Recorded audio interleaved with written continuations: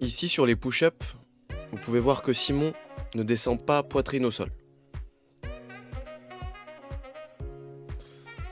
Ici, vous pouvez voir que Simon touche la poitrine au sol mais ne tend pas complètement les bras. Là, le bassin vient totalement toucher le sol. Il s'agit carrément d'une vague en position push-up. Même sur les genoux, on ne doit pas avoir les fesses trop hautes. On ne doit pas non plus effectuer de vagues sur les genoux. Vraiment décoller le bassin du sol. Pour les fentes, pas de main sur les jambes.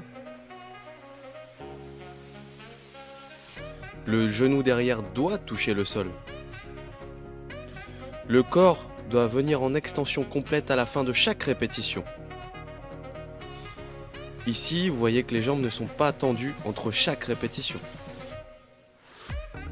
Là, ici, le pied qui est emmené devant n'est pas ramené à côté de celui derrière.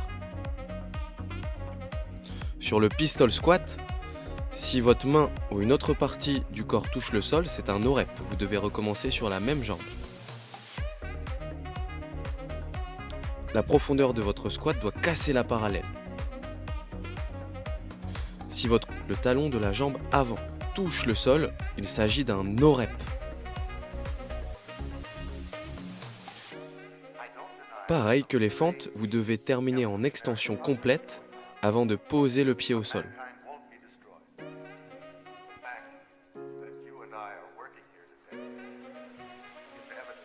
Votre corps, là vous voyez que le buste reste en avant, il doit normalement terminer en extension complète pour valider la répétition.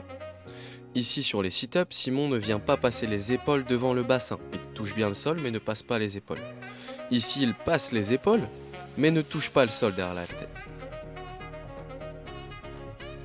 Sur les burpees, ici on voit bien que le corps n'est pas en extension complète et que le buste reste penché vers l'avant.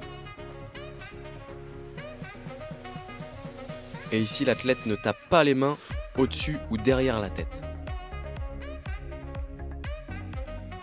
Ici les mains sont bien tapées mais il n'y a pas de saut.